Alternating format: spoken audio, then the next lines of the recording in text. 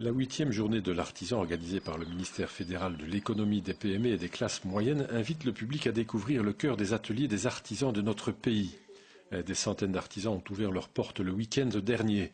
Nous nous sommes rendus à Nîmes-Saint-Vincent chez Monique Van Mollecotte. Elle travaille la terre et crée des pièces fonctionnelles en céramique, tout en finesse et en transparence.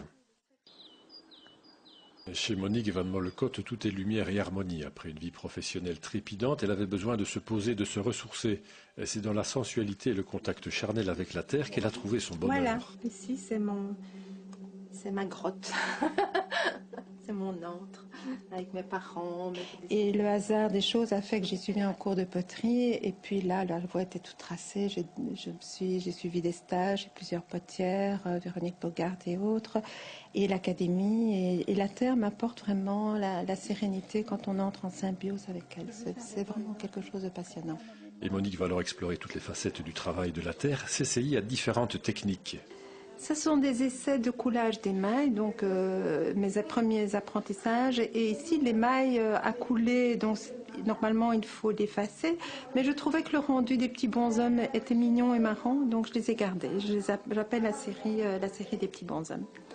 J'ai commencé d'abord par des sculptures, je me suis amusée à faire des dames des grosses, qu'on appelle, et puis après j'ai fait le grès, j'ai travaillé plusieurs terres, et aujourd'hui je travaille la porcelaine parce qu'elle est beaucoup plus douce, plus fragile, plus sensible, et elle permet des effets de transparence et des effets de lumière qui apportent un plus dans la sensibilité de la terre. Elle donne, sous l'effet de la lumière, de la transparence. Et malgré le fait qu'elle soit si fragile, si fine, elle est beaucoup plus solide que le grès.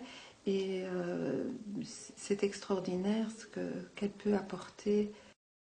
Pour Monique, tous les objets qu'elle fabrique doivent être fonctionnels, vivre dans l'environnement de ceux qui les ont choisis. C'est une partie de moi que je mets dans la terre et je veux que cette pièce puisse être utilisée tous les jours et que ce ne soit pas une belle pièce qu'on mette dans une armoire en disant c'est pour les enfants, etc. Donc je veux vraiment qu'elle vive dans la maison et qu'elle participe à la vie de la maison et qu'elle raconte son histoire.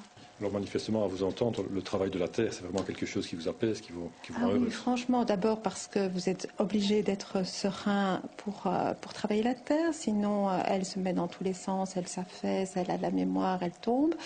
Et il faut vraiment être bien à l'intérieur. C'est quelque chose qui m'apaise au fond de l'âme et qui m'apporte la sérénité aussi. Même quand la pièce est finie, elle retranspire sa sérénité. Vous vous sentez artisane dans l'âme? Oui, j'ai commencé par des marchés de Noël, mais je me sens artisan dans l'âme dans le sens où je veux créer une pièce de mes mains et qu'elle suive sa vie et qu'on puisse dire voilà, ça a été créé par la main d'homme parce qu'on est dans un monde de production de rentabilité que je veux casser et abandonner.